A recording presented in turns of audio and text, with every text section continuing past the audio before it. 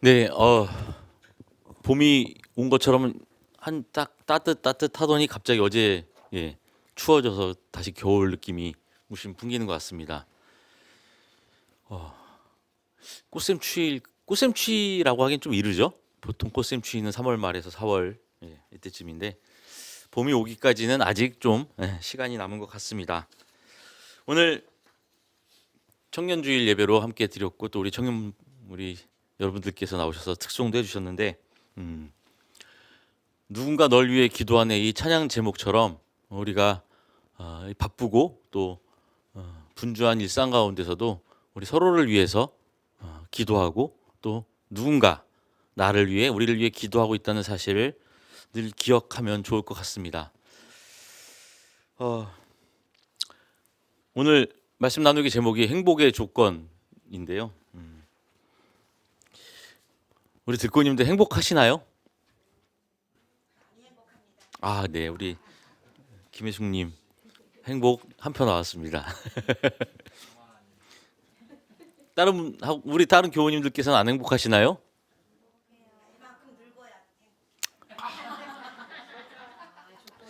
그런 것 같아요. 예, 삶을 어느 정도 살고 또 경험을 어느 정도 쌓고 그 경험이 축적되어서 어떤 특정한 경지에 오르지 않으면 사실 행복하냐? 행복하다? 행복이 무엇이지? 라는 말을 하기가 좀 어려운 것 같습니다. 우리는 보통 어떨 때 행복하다라고 말하죠? 배부를 때. 예.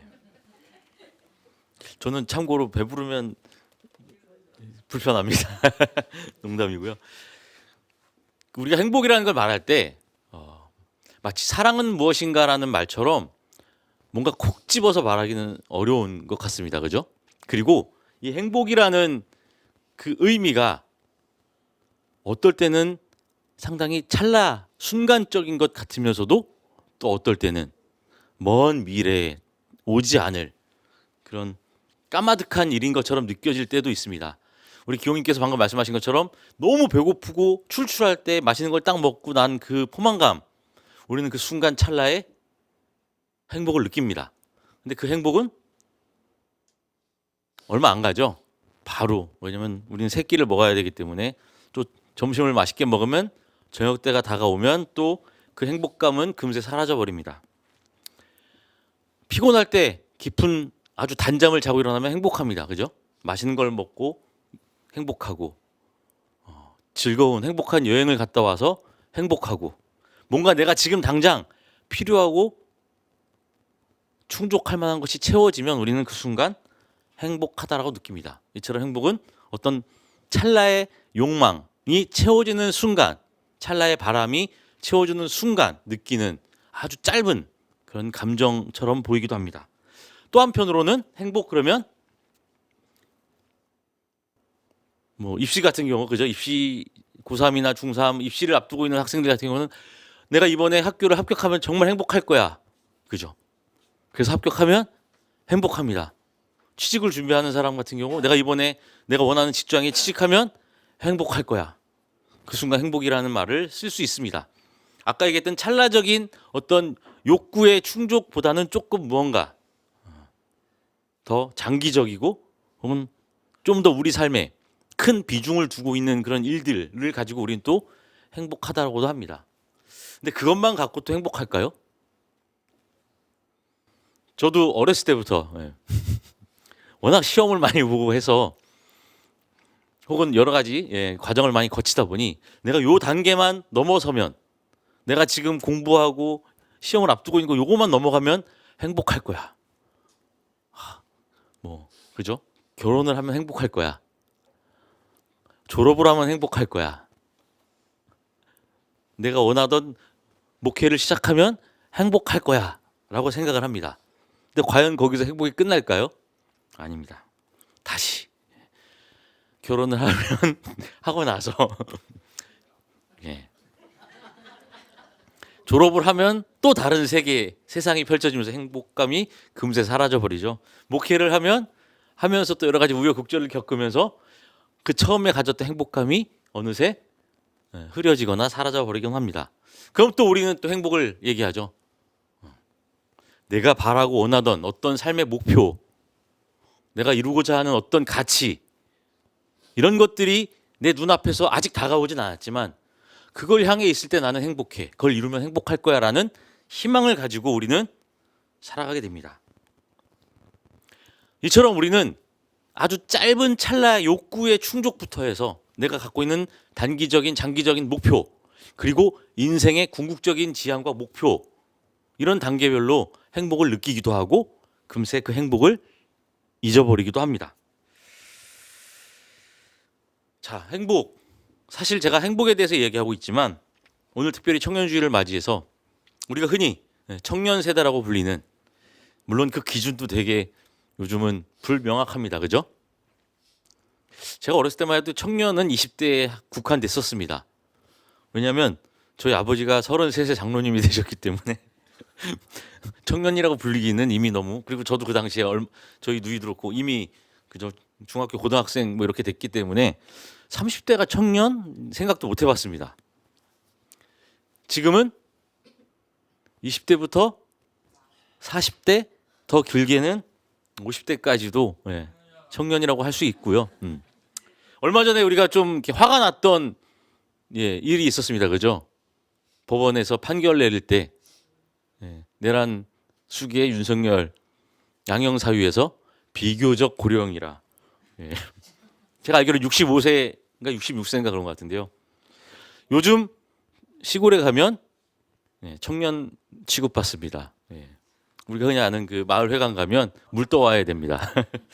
이처럼 뭐 청년이라는 말이 그렇게 우리가 옛날처럼 딱 어떤 세대의 획을 그을 수 있는 그런 구분이 되진 않지만, 어쨌든 우리가 흔히 미래를 준비하고 아직 사회에서 한 단계 한 단계 과정을 밟아가면서 소위 말해서 정착하고 자리를 잡기까지의 과정, 이 사이에 있는 그 과정을 우리는 청년 세대라고 부르긴 합니다.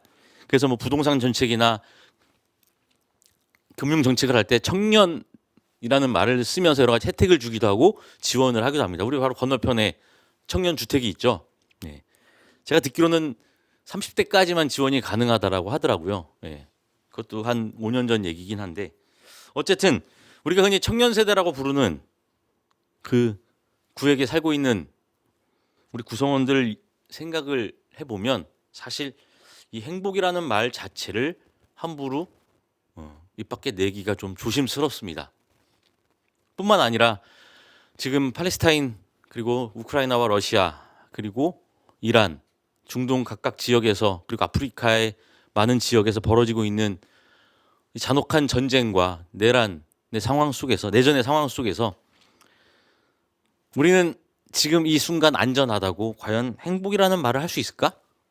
어쩌면 행복이라는 말 자체가 지금 우리에게는 상당히 폭력적이고 너무나도 일방적이고 혹은 한편으로 이기적인 그런 생각을 갖게 하는 단어가 아닌가 생각을 해봅니다. 행복이라는 것, 우리가 흔히 행복, 뭐 기독교식으로 말하면 축복이라고도 하죠. 복. 흔히 삶의 성공을 이루고 또 그 성공에 대한 결과물을 가지고 만족을 느끼고, 그리고 앞날에 대한 걱정 없이 평온을 누리는 것, 우리는 그것을 보통 복, 축복, 행복이라고 부르는데요. 어쩌면 지금 우리가 사는 이 세계에서 그 행복은 아주 특정 일부 사람들 외에는 불가능한 것처럼 느껴지는 그런 사회 경제적인 상황에 놓여 있는 것처럼 보이기도 합니다. 그 가운데서도 우리 김혜숙님은 행복하다라고 자신 있게 말할 수 있으셔서 너무 감사하고 또 행복한 느낌이 드는 것 같은데요. 하지만 지금 우리 사회는, 이 세계는 나의 행복을 누군가에게 그냥 얘기하기에 너무나도 조심스러운 세계가 아닌가 생각이 듭니다. 어쩌면 우리가 바라고 추구하는 행복이라는 그 자체는 인간의 이기심 혹은 인간이 갖고 있는 자기 중심적인 본능을 드러내는 어떤 인간의 생명의 본성, 그 자체의 속성을 말하고 있는 것처럼 보입니다. 우리는 아까도 우리 김교훈께서 말씀하셨지만 허기졌을 때 허기를 해결하고 행복감을 느끼려면 어떻게 해야 되죠? 먹어야 됩니다. 그죠? 우린 먹어야 삽니다. 먹어야 포만감을 느끼고 행복함을 느끼고 생존이 가능하게 됩니다. 근데 그 먹는다는 건 뭐죠? 결국 나 외에 다른 생명을 내 생명 유지의 도구로 삼아서 내가 취하는 겁니다. 결국 내가 살기 위해서 다른 어떤 생명은, 그것이 동물이든 식물이든 다른 생명체들을 어쨌든 죽이고 내가 그것을 섭취해야 가능한 것이기 때문에 어쩌면 우리 인간뿐만 아니라 모든 생명의 본능, 그리고 그 생명이 누리는 행복은 어쩌면 이기적이다라고 할 수 있을 것 같습니다. 오늘 우리가 함께 읽은 창세기 본문에서는 이러한 우리 인간, 그리고 우리 생명의 잔인성, 폭력성, 우리가 누려야 할 복의 그 이기적인 속성의 운명을 그대로 보여주는 그런 내용이 아닐까 생각이 듭니다. 오늘 창세기 본문에서는 우리가 잘 아는 내용입니다. 아담이 하와의 권유에 넘어가서, 그리고 하와는 뱀의 꾀임에 넘어가서 선악과를 먹게 됩니다. 그래서 자신들이 헐벗은 모습을 부끄러워하면서 몸을 가리기 시작하고 결국 자신이 선악과를 따먹은 그 책임을 서로에게 전가하며 비난하고 책임을 넘기는 그런 모습 가운데 하나님께서 인간에게 내리는 노동의 멍에에 대한 이야기입니다. 자, 흔히 우리는 이 부분에서 노동 자체를 하나님이 내리신 저주다라고 생각하기 쉽습니다. 그리고 전통적으로 그렇게 생각해 왔습니다.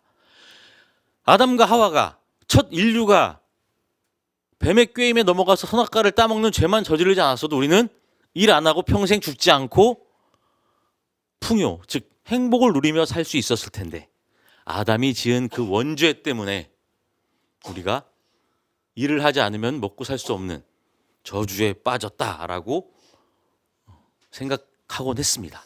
그래서 그것을 원죄라는 말로 부르기도 했고요.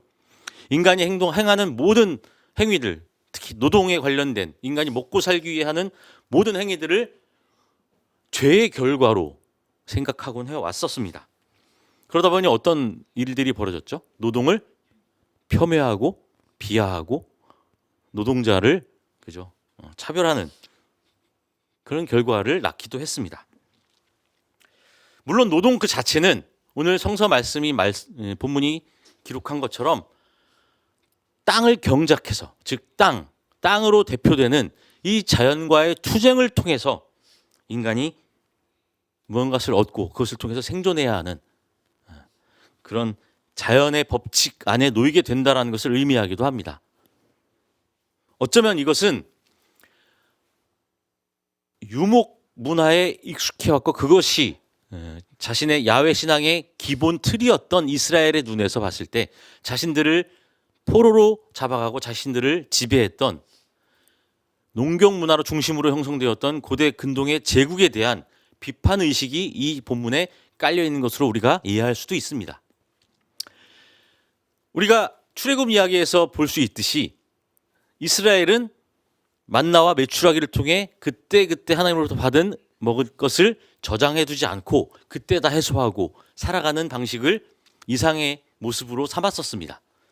하지만 가나안 땅에 정착하고 나서 그들은 그 가나안의 농경 문화에 그대로 적응해서 이스라엘 또한 농경 문화 중심의 사회를 이룩하고 그것이 결국 왕정 사회와 국가 형성으로 이어지게 되었습니다.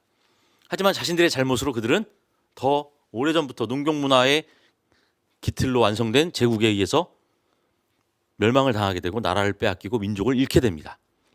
그때 그 바빌론 포로기 때 그들은 자신들의 정체성, 자신들의 신앙의 뿌리를 찾기 위해서 이 창세기를 기록하게 되고요. 이 창세기 이야기에 우리가 오늘 읽은 것처럼 땅을 경작해서 하는 노동을 마치 하나님으로 자신들의 죄로 인해서 얻은 저주인 것처럼 기록하고 있습니다. 하지만 노동 그 자체는 저주가 아닙니다. 이 노동은 어쩌면 모두가 함께 누릴 수 있었던 그 하나님의 공을 선악과를 먹음으로써 옳고 그름을 판단하는 기준을 자신이 가짐으로써 이제 소유욕이 생기고 너의 것과 내 것을 가르면서 생겨난 이 세계에 대한 불행함을 보여주는 것이라고 할 수 있습니다. 모두가 함께 누리는 그 공적 생명으로부터의 추방, 그래서 땅을 경작하고 결국 자연과 투쟁해야만 얻을 수 있는 인간의 생존과 풍요, 그것이 오늘 노동이 말해주는 속성이 아닐까 생각해 봅니다. 오늘 창세기 3장 17절 보면요, 이렇게 기록되어 있습니다. 이제 땅이 너 때문에 저주를 받을 것이다. 너는 죽는 날까지 수고를 하여야만 땅에서 나는 것을 먹을 수 있을 것이다 라고 기록합니다. 우리는 우리가 지은 죄의 결과로 땅을 경작하는 노동을 해야 먹고 살 수 있기 때문에 노동이 저주라고 생각을 했었는데 전혀 다른 이야기입니다. 그죠? 우리가 저지른 죄 때문에 우리가 공적인 것을 사유하려고 하는 욕망을 실현함으로써 얻은 그 죄 때문에 누가? 땅이 저주를 받게 되었다는 겁니다. 우리 때문에 땅이 저주를 받은 것이지 우리가 노동하는 것 자체가 저주라는 것이 아니라는 겁니다. 땅은 모두의 것이었는데 하나님의 것으로서 모두에게 공평하게 우리에게 먹을 것을 내어주고 우리의 삶의 터전을 내어주는 공간이었는데 인간이 선악과를 먹고 모든 옳고 그름의 판단 기준을 내 것이다라고 확인하는 순간, 혹은 자유의지를 나만을 위해, 나의 행복만을 위해 실현하려고 하는 순간, 이 땅은 저주를 받고 우리에게 그렇게 쉽게 먹을 것을, 생존을, 행복을 허락하지 않는다는 겁니다. 타자, 자연, 혹은 다른 생명으로부터 생명을 빼앗아야만 얻을 수 있는 삶의 의미가 과연 행복일까? 어쩌면 우리에게 이러한 질문을 던져주는 것이 아닐까 생각해 봅니다. 이러한 생존과 번영이 과연 우리에게 행복의 조건이 될 수 있을까요?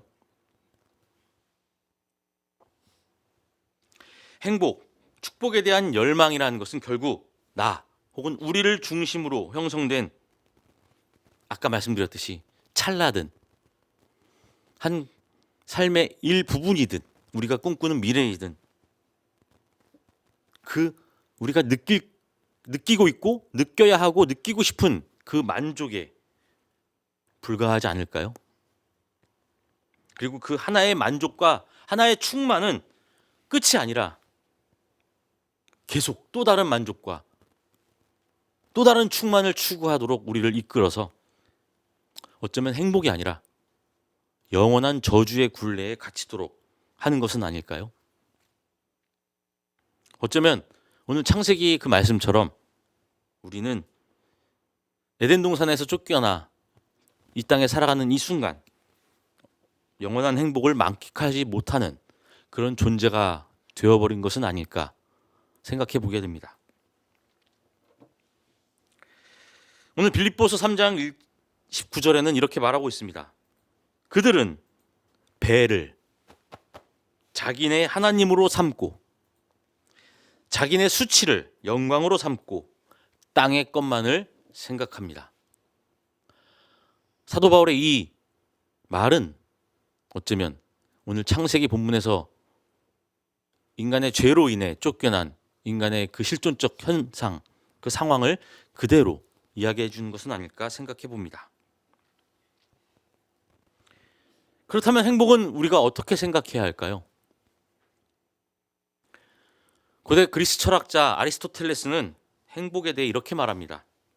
선한 생각, 그리고 그 생각을 통해서 그 선함을 실천함으로써 얻게 되는 바른 삶이 행복이다. 아니, 그 바른 삶을 추구하는 궁극적인 목표가 바로 인간의 행복의 의미다라고 말을 합니다. 즉, 우리 삶, 우리 존재의 목적 그 자체가 행복이며 그 행복은 우리가 찰나찰나에 누리는 만족감이나 충만함이나 욕망의 충족이 아니라 바른 삶을 향한 바른 결단으로 끊임없이 쌓아나가는 인생의 여정, 그 목표다라는 겁니다. 제가 지난번 말씀 나누기 때도 말씀드렸지만 바른 생각, 오르토독스죠. 우리는 바른 생각을 통해서 바른 삶을 실천할 때 비로소 그 믿음을 바른 믿음이다라고 인정받는 존재들, 그리스도인들입니다. 초기 기독교는 그런 의미에서 로마의 종교와 전혀 다른 모습을 보여왔고, 그렇기에 한편으로는 로마인들에게 두려움의 대상이기도 했지만, 혹은 비난의 대상이기도 했지만, 혹은 박해의 대상이기도 했지만, 다른 한편으로는 존경의 대상이기도 했던 것입니다. 바울은 이러한 바른 생각을 통해서 바른 실천으로 살아가는 우리의 모습을, 과거 나 대신 나의 죄를 다른 생명체에게 전가시켜서 제물로 바침으로써 지내는 제사가 아니라 나 스스로를 산제물로 바치는 영적 예배라고 말을 했습니다. 그래서 바울을 통해서 새롭게 형성된 그리스도교는 제물을 바치는 제의 종교가 아닌 스스로를 산 제물로 바침으로써 하나님 나라를 실현해 나가는 삶 자체가 영적 예배다라는 실천의 종교로 나아가게 된 것입니다. 그래서 우리는 하나님의 복, 그 하나님이 주시는 축복에 참여하기 위해 끊임없이 연단해야 하고 노력해야 하며, 내가 바른 삶을 살 수 있도록 새롭게 변화되고, 그것을 통해서 바른 실천을 통해 나뿐만 아닌 내 주변과 이 세상을 변화시키는 존재들로 거듭나야 한다라는 것이 바로 바울이 전한 예수 그리스도의 복음이었던 것입니다. 우리의 비천한 몸을 변화시켜서 자기의 영광스러운 몸과 같은 모습이 되게 하실 것입니다 라고 하는 이 바울의 고백처럼, 우리는 단지 우리의 행복을 위해서 신들에게 제물을 바치는 것이 아니라 그 행복이라는 인류 공통의 궁극적인 목표를 향해 지금 당장 내가 행복할 수 없더라도 그 목표를 향해 나아가도록, 새로운 몸을 입도록 끊임없이 변화하고 경주하는 존재로 살아가야 한다는 것입니다. 그 대표적인 모습을 보여준 공동체가 바로 빌립보 교회입니다. 빌립보 교회는 그 당시 고린도 교회나 에베소 교회와 비교해 봤을 때 가장 가난한 사람들이 많이 모인 공동체다라고 알려지고 있습니다. 하지만 동시에 가장 가난한 사람들이 많이 모인 공동체였지만 가장 많은 베품과 도움을 실천했던 공동체로 알려져 있습니다. 오늘 빌립보서 초반에 바울은 그 지점에 대해서 이 빌립보 교회 교우들을 칭찬하고 감사해하고 있는 모습을 보이고 있습니다. 빌립보 교회 교인들은 자신들의 공공한 처지에도 로마 감옥에 갇힌 바울에게 헌금을 모아서 보내고, 또한 바울의 선교 사역을 물심양면으로 돕고, 혹은 다른 도시에 있는 어려움에 처한 공동체를 돕고자 자신들의 먹을 것을 모아서 보내기도 했던 그런 모범적인 모습을 보였던 교회였습니다. 그래서 바울 서신에서 유일하게 사도 바울에게 칭송을 받은 공동체로도 기록되어 있습니다. 빌립보 교회는, 그 빌립보의 교회 교인들은 어쩌면 가장 불행했던 사람들이었는지도 모릅니다. 로마 시대 당시 흔히 말하는 상류층을 제외한 대부분의 일반 시민들, 특히 로마 시민권을 갖거나 갖지 못했더라도 중산층 미하에 있는 대부분의 사람들은 우리가 생각하는 것과는 전혀 다른 삶이었습니다.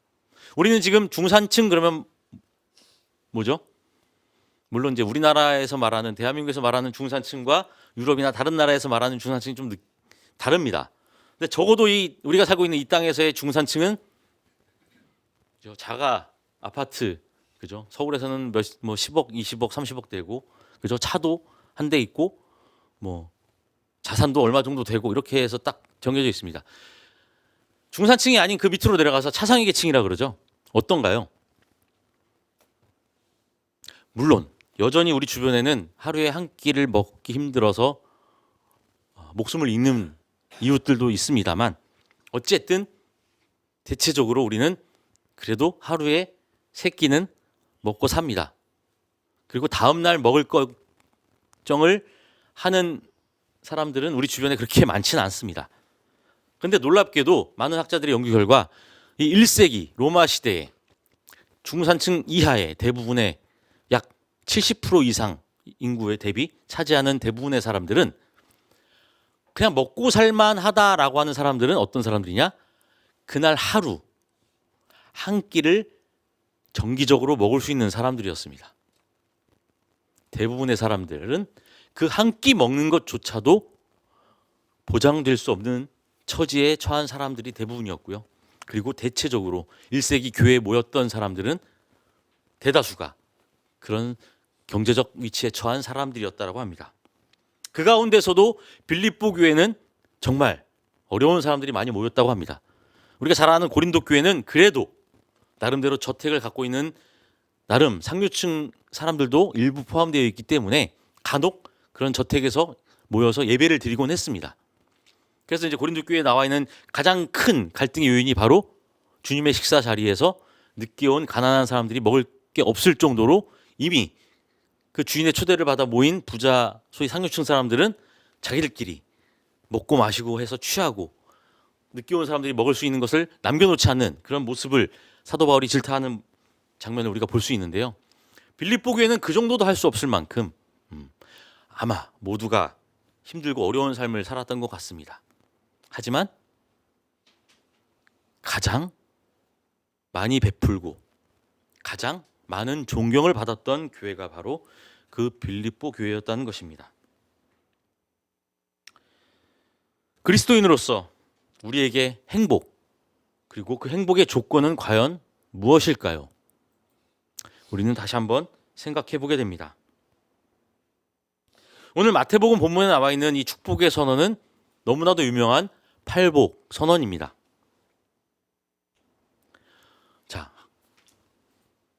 마음이 혹은 심령이 가난한 사람은 복이 있다. 하늘나라가 그들의 것이다. 슬퍼하는 사람은 복이 있다. 하나님이 그들을 위로하실 것이다. 온유한 사람은 복이 있다. 그들이 땅을 차지할 것이다. 의에 줄이고 목마른 사람은 복이 있다. 그들이 배부를 것이다. 자비한 사람은 복이 있다. 하나님이 그들을 자비롭게 하실 것이다. 대하실 것이다. 마음이 깨끗한 사람은 복이 있다. 그들이 하나님을 볼 것이다. 평화를 이루는 사람은 복이 있다. 하나님이 그들을 자기의 자녀라고 부르실 것이다. 의를 위하여 박해를 받는 사람은 복이 있다. 하늘나라가 그들의 것이다. 우리 사랑하는 교우님들, 어떻게 느껴지시나요? 이 팔복의 선언. 지금 별 걱정 없이 산다 라고 생각한다면 이 말씀이 은혜롭게 받아들여질까요? 지금 내가 힘들어 죽겠는데, 슬픈데, 고통스러운데 이 말씀이 축복의 말씀으로 받아들여질까요? 저는 이 팔복선언을 읽으면서 이 안에는 우리가 생각하지 못했던 또 다른 반전이 있구나 라고 보게 되었습니다. 예수님께서 이 축복의 선언을 하시는 그 우리가 흔히 산상설교라고 부르는 그 자리에 누가 모여 있었을까요? 대부분은 예수를 따랐던 무리들이 있었을 겁니다. 그죠? 마태복음에서는 라오스라고 표현을 하기도 하지만 마가복음에서는 오클로스라고 합니다. 하층민들. 근데 그들만 있었을까요? 그 사이사이에 누가 껴 있었을까요? 바로 바리새인들 혹은 대제사장들이 보냈던 사람들이었습니다. 즉 유대 지도자들, 유대교 기득권자들이었습니다. 아마 예수의 주변에 몰려왔던 그 대부분의 무리들은 이 말씀을 듣고 그랬을 겁니다. 저게 도대체 무슨 소리야? 저게 현실적인 말일까? 그죠? 물론 이 말씀을 듣고 용기를 얻고 신앙을 갖게 된 사람들도 있었겠지만 제가 상상해 보건대 대부분의 사람들은 좀 실망하지 않았을까요? 그런데 왜 예수님께서는 이 선언을 했을까요? 저는 이렇게 생각해 봅니다. 이 선언은 예수를 따르는 그 주변의 무리들을 위한 축복의 선언이 아니라 그 사이사이에 끼어서 비판과 비난과 의심의 눈초리 혹은 예수를 고발하고자 그러니까 염탐질을 했던 예수에 대해서 반감을 갖고 있었던, 혹은 하나님 나라 복음에 대해서 반대를 했던 사람들에 대한 경고의 말씀이다라고 저는 생각해 보았습니다. 이 마태복음의 축복 선언, 우리가 흔히 팔복 선언이라고 하는 것은 현재의 공공함, 고통에 처한 이들에게는 자칫 폭력적으로 들릴 수 있습니다. 우리가 지금 얼마나 힘든지 어떻게 알아? 지금 변한 건 아무것도 없는데 무슨 무책임한 말이야 라고 할 수 있지만, 반대로 생각해 보면 그 사이에 끼어 있었던 기득권자들에게 내린 경고라고 볼 수도 있을 것 같습니다. 예수님께서 말씀하신 그 축복의 조건은 사실 우리가 살고 있는 현실과 완전히 괴리되어 있고 또 모순적입니다. 그렇기 때문에 단순히 이것을 그들을 위로하기 위한 값싼 축복의 선언이다라고 볼 수는 없을 것입니다.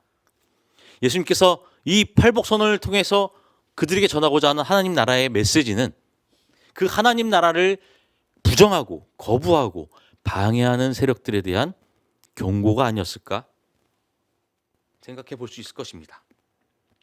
현실의 복을 모두 독점하고 있는 자들, 그래서 새로운 세상, 그 하나님 나라를 온몸을 다해서 방해하고 막고 있는 사람들을 향한 준엄한 하나님의 경고라고 할 수 있습니다.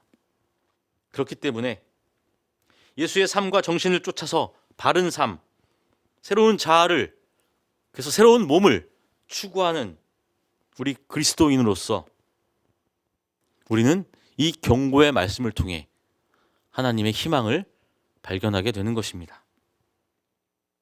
왜냐하면 저들을 향한 그 경고는 바로 지금 슬퍼하고, 지금 고통받고, 지금 가난하고, 지금 의를 위해서 핍박받고 마음이 깨끗하고 평화를 이루고자 하는 사람들에게 희망의 메시지이며 하나님 나라를 향한 초대장이기 때문입니다. 이제 우리가 그동안 찾아 헤매었던 그 행복의 조건은 오히려 그 조건들이 과연 진정한 행복의 조건인지, 그것이 하나님 나라에 합당한 기준인지에 대해서 재고할 수 있고 의심할 수 있도록 우리를 이끌어 줍니다. 우리가 그동안 삶의 목적으로 삼고 끊임없이 경주하고 실현하고자 했던 그 행복은 이제 진정한 행복이 아니며 우리가 하나님 나라를 통해 부여받는 그 축복이 아님을 조금씩 알게 됩니다. 이제 우리는 우리가 그동안 누려왔고 또 누리고자 했던 그 이기적 행복 추구의 현실을 뚫고 그것을 찢고 우리 가운데 침입해 들어오는 하나님 나라를 상상할 수 있게 됩니다. 그리고 이제 우리는 그 나라를 거부하지 않을 수 있는 용기를 얻게 됩니다. 그리고 우리의 삶을 통해 그 나라를 세우는 그 길에 동참할 수 있도록 우리를 이끄시며 우리가 그리스도께서 보여주신 그 새로운 몸을 입도록 우리를 결단하도록 이끄십니다. 현재 자신만의 행복을 위해서 휘두르는 자들의 저 잔인함과 불의함으로 누리는 부유함, 저들의 만족, 그 이면에 도사리고 있는 멸망의 얼굴을 우리는 바라볼 수 있게 됩니다. 이제 우리는 온유함과 의로움으로 인해 얻는 공공함, 고통, 그리고 슬픔 너머의 희망, 그 하나님 나라가 이미 우리 가운데 있음을 확인하고 또 꿈꿀 수 있게 됩니다. 용기를 내고 이제 진정 무엇이 행복인지를 말할 수 있는 우리 모두가 되기를 주님의 이름으로 간절히 소망합니다. 잠시 말씀을 기억하며 침묵하겠습니다.